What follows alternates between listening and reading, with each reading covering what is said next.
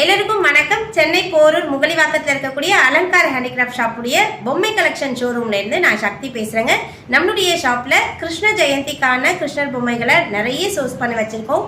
பர்டிகுலரா இப்போ நீங்க இந்த வீடியோல பார்க்க போற இந்த எல்லா பொம்மைகளுமே பேப்பர் மெஷால செய்யப்பட்டு ரொம்ப அழகா நேர்த்தியா மாப்பிள்ளை கிருஷ்ணர்னு சொல்லக்கூடிய தோற்றத்துல இந்த கிருஷ்ணரானவர் இருக்காங்க. நிறைய கிருஷ்ணருடைய கலெக்ஷன் வச்சிருக்கோம்.